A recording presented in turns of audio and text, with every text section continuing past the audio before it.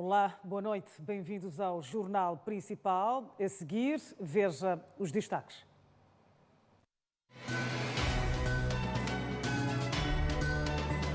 Procuradoria-Geral da República exige cabeça do ex-presidente da República, Armando Guebuza, no caso das dívidas ocultas.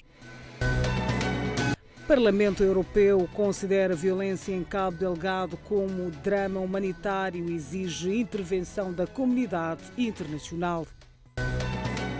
Forças de defesa e segurança desencadeiam a operação e por pouco capturavam o filho de Mariano Nhongo, líder da junta militar da Renamo.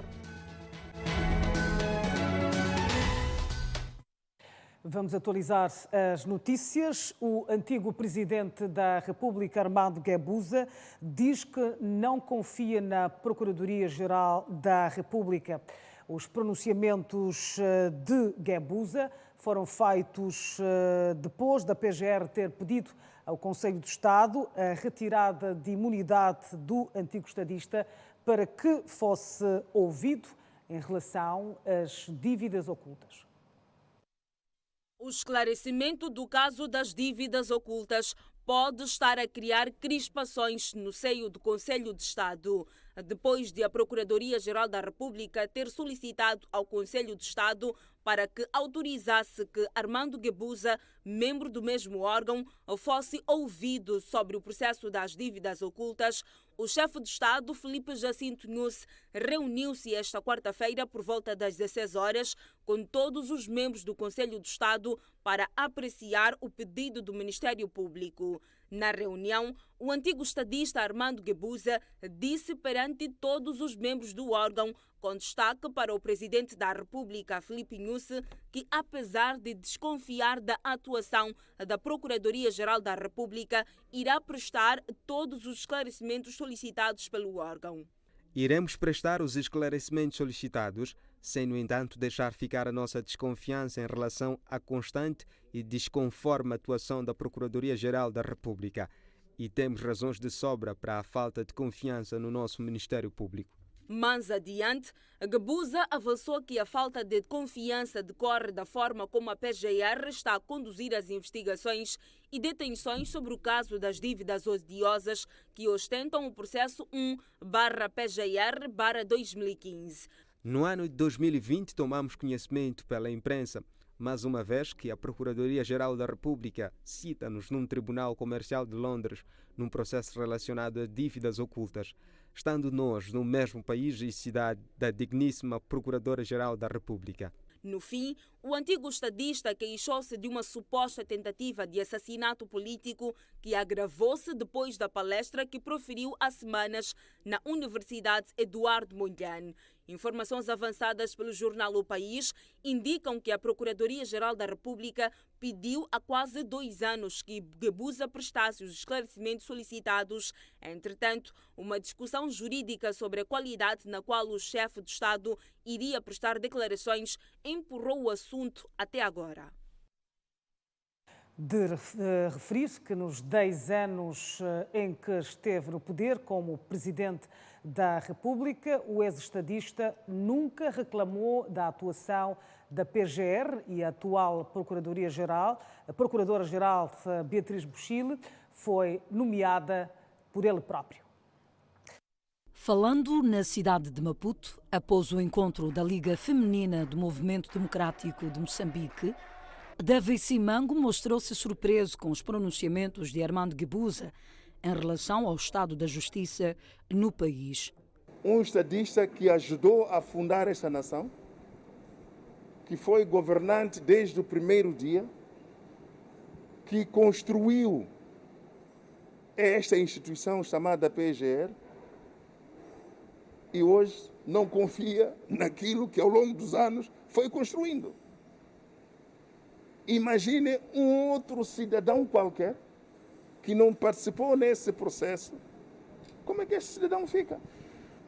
Portanto, a pergunta é esta. Se tu construíste uma instituição com a alegação que estamos a construir pilares para assegurar a justiça, e hoje ficamos a saber de que não funciona. Por outro lado, o deputado da Renamo, António Muxenga, diz que as ações contra o antigo presidente da República, Armando Guebuza, são frutos da sua governação. Mentar a legitimidade ou não, por cada cabeça é uma sentença. O que eu sei é que quem organizou aquela procuradoria, o modo operandi da Buchile na procuradoria é Armando Emílio Guebuza. Guebuza mandou prender a mim, sai da presidência algemado. O procurador perguntou por que já mandaram algemado, diz que é bandido. O procurador resignou por causa dessa atitude, o doutor Paulino. Nomeou Buchile, porque Buchile era competente para esse tipo de expediente. Hoje, a Buchile está a mover o mesmo expediente para ele. Está a reclamar o quê? Ele é que semeou, tem que comer a fruta que ele semeou. De lembrar que o Conselho de Estado reuniu-se esta quinta-feira para discutir a quebra de imunidade de Guebuza. Davy Simango diz que o Estado moçambicano não deve permitir-se que haja violação dos direitos humanos em Cabo Delgado, pois é responsabilidade das autoridades proteger os cidadãos.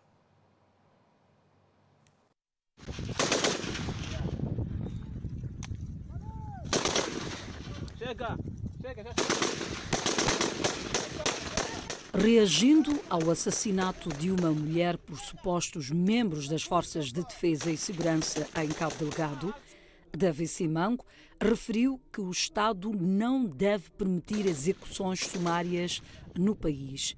É atingido com balas, e não uma, e não duas, e não três. Portanto, é de condenar esta situação. E não se pode permitir que, de fato, situações de género aconteçam no nosso país, independentemente dos seus atores. Davy Simango entende que o desemprego e a ausência de políticas públicas claras contribuem para que os jovens se juntem aos insurgentes em Cabo Delgado. As razões da situação de Cabo Delgado, temos vindo a dizer, é resultante das sucessivas más políticas desde a independência nacional. A riqueza que está lá não está a beneficiar os locais. O número de desemprego que é assustador, a falta do horizonte e esperança dos vários jovens se tornam vulneráveis a juntar-se ao crime. De referir que os confrontos em Cabo Delgado duram há 3 anos e estão a provocar uma crise humanitária com mais de 1000 mortos e cerca de 250 deslocados internos. Várias organizações da sociedade civil homenageiam mulher brutalmente espancada e assassinada por supostos militares das Forças de Defesa e Segurança em Cabo Delgado, como um grito de socorro da violência contra a mulher. Cabo Delgado é uma emergência nacional. As nossas vidas contam, todos por Cabo Delgado. São alguns dos cartazes colocados em um mural em homenagem à mulher torturada e assassinada brutalmente por supostos homens das Forças de Defesa e Segurança na província de Cabo Delgado. No mural, várias pessoas depositaram flores e deixaram ficar uma mensagem de conforto a todas as mulheres vítimas de abusos. Nós só vimos uma parte do vídeo e a mulher já estava nua. A mulher não tinha controle das suas necessidades biológicas. Né? Imagine o que aconteceu antes. Há quanto tempo é que esta mulher esteve com aquele grupo de homens? Provavelmente estavam a descartar ela porque já não era útil para eles. Né? Então, isso é só para mostrar eu acho que é só um cheirinho do que de facto está a acontecer com as mulheres e com as pessoas mais vulneráveis. Infelizmente, as mulheres e as crianças são as principais vítimas em situações de guerra. Nós vimos através daquele vídeo, não é? Sinto-me bastante envergonhado por ser homem, porque em situações de guerras, quem promove a guerra na verdade são homens e grande parte das vítimas são as mulheres, conforme nós vimos.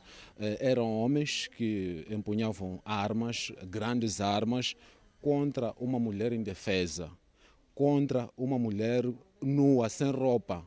então sem como se defender, não é? Então, por mim, isto é motivo de grande preocupação, não é? Então, é preciso nós, como homens, colocarmos a mão na consciência e vermos as mulheres como sujeitos de direito. O sentimento de pesar era visível no semblante de cada um que por um instante deixou os afazeres para dar o seu tributo à mulher anónima assassinada, mas que para muitos tornou-se heroína.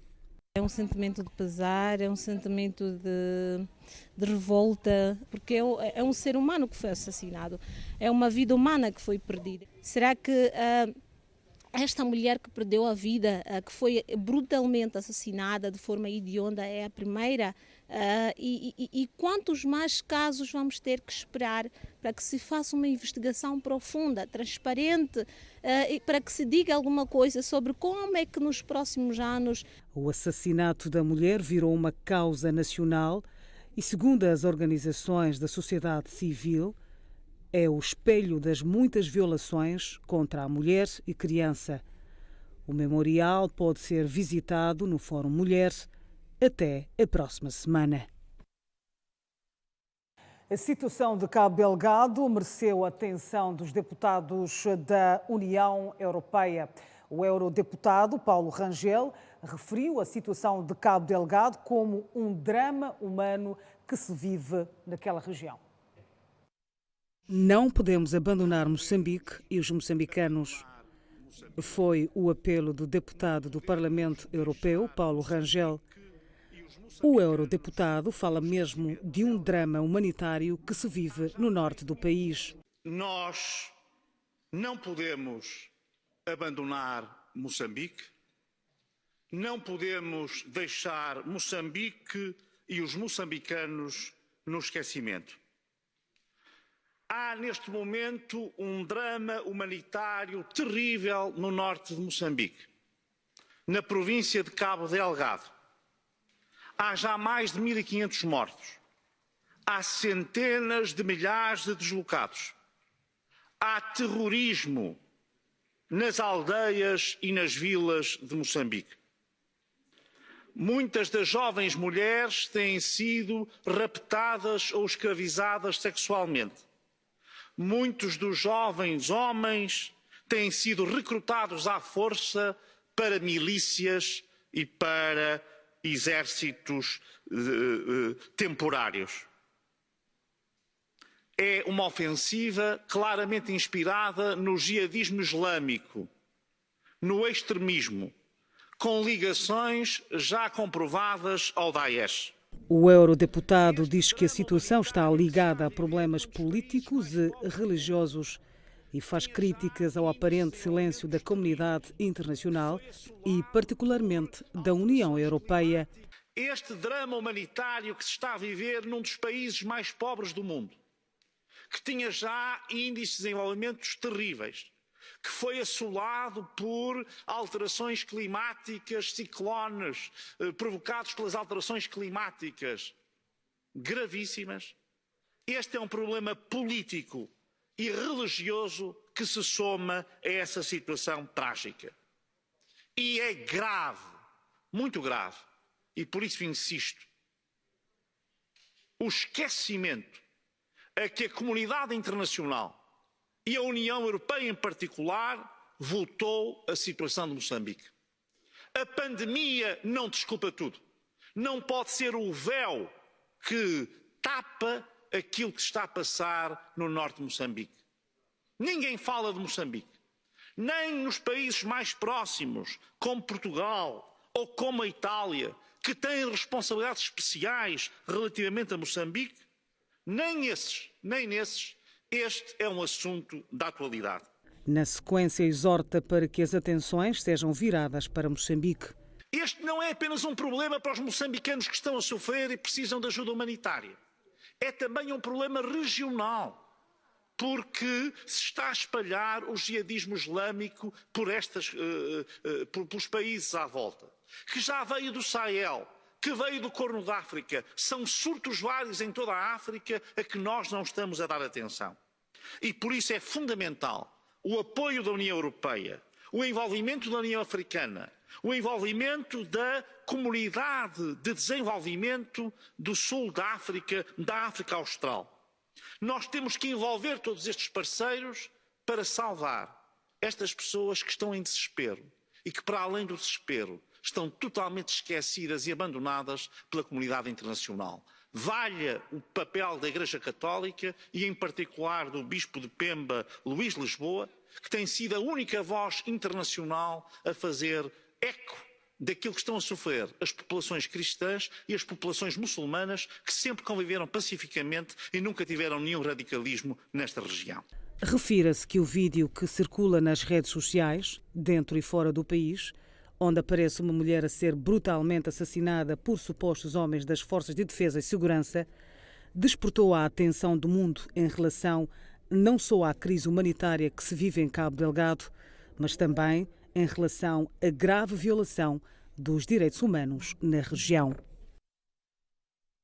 Horas depois de atacar viaturas na Estrada Nacional número 1, no distrito de Chibabava e Nhamatanda, em Sofala, esta quinta-feira, as Forças de Defesa e Segurança desencadearam uma operação e por pouco capturavam o filho de Mariano Nhongo, líder da junta militar da Renamo. Depois dos atentados contra a vida de 7 civis em autocarro na Estrada Nacional número 1, concretamente nos distritos de Chibabava e Nhamatanda, as Forças de Defesa e Segurança retaliaram e por pouco capturariam o filho de Mariano Nhongo no distrito de Nhamatanda. A informação foi por ele dada a conhecer há algumas horas por teleconferência. Foi levado a moto dele, foi disparado 5 tiros, ele escapou. Mas hoje, essa manhã, me ligou, papá, eu estou sendo buscado. Até hoje eu tenho informação de estar na zona. Filhos, polícias com armas, pegar a população, pegar criança de 0 anos, pegar criança de 7 a 10, a 15 anos, para fazer o quê? São eles que me mandaram. Quando mataram eles, é social. Perante essa situação, Mariano Nhongo avisa que caso matarem seu filho, vai por arder o distrito de Nhamatanda. Eu vou destruir Nhamatanda. Palavra da minha mãe, eu sou falar isso. Eu tenho essa capacidade. Eu vou destruir Nhamatanda. Vou paralisar tudo que está em Nhamatanda. Se eu comandante da polícia, se eu administrador do distrito, eu sou a apelar a eles. Deixar essas brincadeiras, eu não sou gostado. A junta não tem interesse nos distritos. Assistam me convidarem a matar, eu matar todos os secretários, eu queimar aqueles caminhões de açucareira, eu fechar aquela açucareira, eu matar todas as vacas que estão nas quintas. Eu vou fazer isso. As declarações são uma autêntica ameaça à ordem e tranquilidade pública na zona centro do país. A Frelimo, na província de Maputo, condena os ataques no centro do país e diz que a insegurança em algumas partes daquela região retarda o desenvolvimento do país. Os pronunciamentos foram levantados esta sexta-feira na província de Maputo pelo primeiro secretário da Frelimo, Avelino Muchin, que voltou a manifestar a sua preocupação pelos ataques desta quinta-feira contra um transporte de passageiros protagonizado pela junta militar da Renamo, e entende que esta ação retarda o desenvolvimento do país. Condenamos igualmente a desestabilização causada pela junta militar da Renamo em Manica e Sofala, que, ignorando todos os esforços conducentes à paz definitiva e duradoura, retardam o desenvolvimento do nosso país e limitam a liberdade de circulação de pessoas e bens. Acompanhamos que houve mais um ataque de viatura de transporte coletivo de passageiros. Então, esta situação nos deixa muito constrangidos. Putin acrescenta que a ação das Forças de Defesa e Segurança no teatro das operações para proteger a população deve ser encorajada por todas as esferas da sociedade. Saudamos a coragem, a coragem e bravura das Forças de Defesa e Segurança que, longe das suas famílias, estão na frente do combate para garantir a defesa dos nossos concidadãos em Cabo Delgado e na região centro do país. Por seu turno, o parlamentar Francisco Micanheias congratulou a solidariedade dos militantes do Partido Frelimo para com as vítimas da insurgência no norte do país. A província de Maputo tem estado a demonstrar no movimento lançado pelo nosso partido de condenação aos ataques terroristas na província de Cabo Delgado e da Junta Militar da RNAM na região centro, bem como ao movimento de solidariedade às vítimas destes atos macabros dos inimigos da nossa soberania e desenvolvimento. De lembrar que as constatações foram levantadas no decurso da terceira reunião provincial de avaliação de desempenho dos municípios. Autocarro de transporte de passageiros com 26 pessoas pegou fogo e fez 2 feridos ligeiros no distrito de Inharrime, na província de Inhambane. As imagens são amadoras e foram registradas por volta das 9 horas desta sexta-feira, na vila sede do distrito de Inharrime. É autocarro da transportadora Nhankal em chamas. A viatura fazia o trajeto capital do país, Maputo, à cidade de Tete. Estavam a bordo 26 pessoas. Segundo conta testemunha no local, o autocarro registrou fuga de combustível e, associada à alta temperatura que se fazia sentir, ardeu. Pelo caminho, quando chegou, já depois da báscula, começou a descontar o que é o combustível. Então, quando chega aqui, já havia se juntado já o combustível, o aquecimento do carro também. Pronto, já dali, quando começou já a arder o carro. O pior não aconteceu no incêndio, devido à pronta intervenção da PRM Distrito de Inharrime em operação de evacuação dos passageiros e seus bens. Contudo, dos 26 ocupantes, 2 contraíram ferimentos ligeiros. Se trata de um indivíduo de 44 anos e um menor entre 7 a 8 anos, que tiveram esses feridos na sequência de procurarem sair do autocarro e pelas janelas, usando as janelas, sendo que na porta, a única porta que acessa o transporte como tal, estava ali apinhada com muita gente. Foram socorridas estas 2 vítimas ao Hospital Distrital de Inharrime. Devido à intensidade das chamas, o tráfego rodoviário na Estrada Nacional número 1 ficou interrompido por algumas horas no distrito de Inharrime. O Corpo de Salvação Pública do distrito vizinho de Zavala foi solicitado, mas chegou tarde. Como medidas cautelares, a polícia acionou o Corpo de Salvação Pública do distrito de Zavala, que era para poder ajudar a debelar o fogo e podermos facilitar o trânsito das pessoas e bens que estavam nesse momento interrompido devido ao fogo que se fez naquele local. Informação facultada pela PRM Distrito de Inharrime dá conta que todos os passageiros, incluindo os 2 feridos ligeiros, seguiram viagem para seus destinos em outro autocarro subalugado pela transportadora que esteve em chamas esta sexta-feira.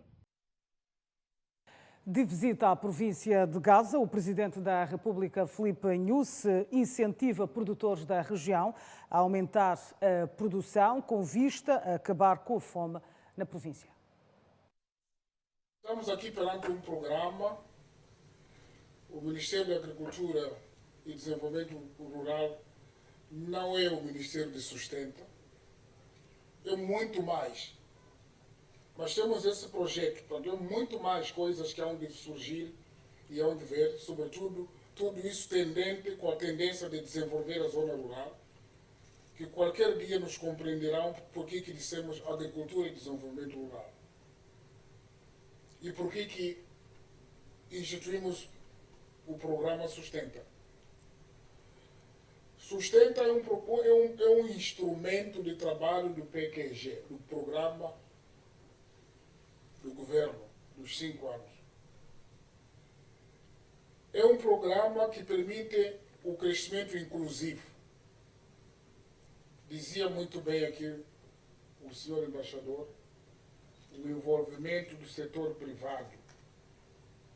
Consideramos ainda no grupo do setor privado a agricultura familiar, que não é estatal nem é pública. É o agricultor que vai trabalhar para si e para os outros. O crescimento inclusivo, mas também sustentável. Porque já tivemos tentativas de inclusão que não foi sustentável, que era um passo. Se calhar estamos nesta fase exatamente depois de termos a consciência de que temos que tornar a produção de fato sustentável. É nosso foco, consciente dos desafios que o país vive. O terrorismo, mudanças climáticas que não têm ajudado a esta província, por exemplo. Quando há chuva, há inundações, por isso que fomos a Macaratani, onde aquela barragem em 2011 rebentou e agravou a situação em 2013, mas no ano passado decidimos agarrar, porque mais de 34 hectares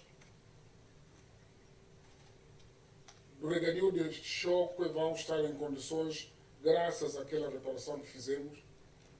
E aqui no Baixo Limpopo, 19, pelo menos isso, 1000 hectares hão de estar em condições. Enquanto trabalhamos para ver se Mapai um dia resolve definitivamente o problema desta província.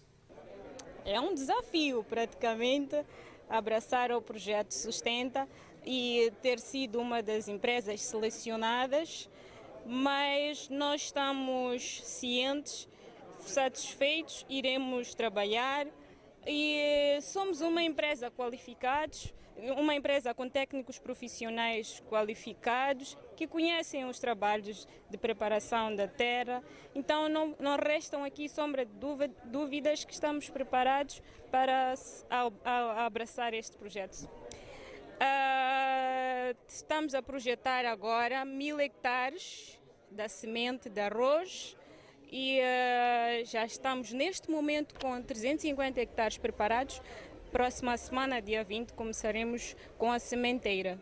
Estou a produzir cebola em ciso, feijão vulgar e milho. Só também o multiplicador de semente básica, que são o PVs, no distrito de Mabalane, que tem assistência da Estação Agrária de Choco, fundo dos produtores de semente. O Partido Frelimo na província de Maputo diz que os autarcas não devem usar a Covid-19 como pretexto para não cumprir as metas de governação autárquica traçadas para o presente ano. O primeiro secretário da Frelimo, Avelino Muchin, falava na abertura da terceira reunião provincial de avaliação de desempenho dos municípios, na qual voltou a pedir medidas de prevenção da Covid-19 arrojadas aos presidentes das autarquias da Matola, Manhissa e Boane. Não podemos permitir que a Covid-19 sirva de especial justificação para o cumprimento das metas a que nos propusemos. Pelo contrário, devemos encarar esta doença como um meio que põe à prova a nossa capacidade de gestão para superar toda e qualquer dificuldade ou intempérie que procura nos abalar. Se é verdade que a Covid-19 pode destruir o nosso trabalho, é também verdade que o nosso trabalho e o nosso empenho podem destruir a Covid-19. Tudo depende do nosso comportamento. Já Francisco Micanheias entende que a avaliação não deve ser vista apenas sob o ponto de vista quantitativo, mas também qualitativo, ou seja, através da medição do bem-estar dos munícipes das 4 autarquias. E este desempenho deve ser medido não somente em termos do grau de cumprimento quantitativo dos planos anuais, semestrais, trimestrais ou mensais, mas, sobretudo, no impacto que a nossa ação governativa está a produzir no seio das comunidades, no que respeita à melhoria das condições de vida dessas comunidades, a resolução das preocupações que estas mesmas comunidades enfrentam e como elas depois reagem quando os problemas são resolvidos ou não são resolvidos. O aumento de casos de Covid-19 tira sono ao primeiro secretário da Frelimo. Por isso, pede maior empenho dos órgãos locais para travar a propagação da doença. Por isso, queremos ver maior empenho e uma atuação mais contundente das autoridades locais ao nível dos postos administrativos e dos bairros em ações de prevenção e mitigação da propagação da Covid-19. Muchin não gostou do que está a acontecer nos transportes municipais, por isso desafiou os autarcas a reforçarem à fiscalização. Notamos com preocupação que os autocarros das nossas empresas municipais de transporte começam a fazer carreira neste ramo. Não podemos ficar indiferentes a situações desta natureza. Refira-se que o número de casos e óbitos de Covid-19 tem vindo a disparar nos últimos dias no país. O Conselho Autárquico da Machixe quer introduzir novo Código de Postura Municipal para incrementar a coleta de receitas face à provisão de mais serviços aos municípios. A cidade da Machixe subiu de categoria, passou de D para a categoria C, fato que fica adverso ao crescimento demográfico, aumento de infraestruturas socioeconômicas, para além do parque automóvel. Trata-se de um crescimento que não está a ser acompanhado com novos instrumentos legais. Ou seja, a idilidade ainda está a se orientar do Código de Postura Municipal antigo, desajustado à realidade atual. E por via disso, o Conselho Autárquico diz estar a ser lesado no capítulo de coleta de receitas. Nós assistimos dia após dia a muitos municípios que estão a explorar os solos. No Código da Postura atual não temos nenhuma lei que regulamenta o que é que se deve fazer para, por exemplo, a exploração de solos urbanos.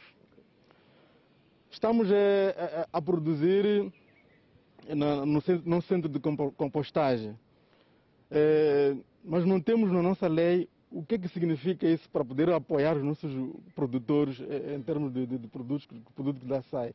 O que é que isso vai significar em termos de taxas? Não temos, não constam do nosso Código de Postura. Portanto, estes são alguns exemplos que apenas estávamos a dar daquilo que está a acontecer.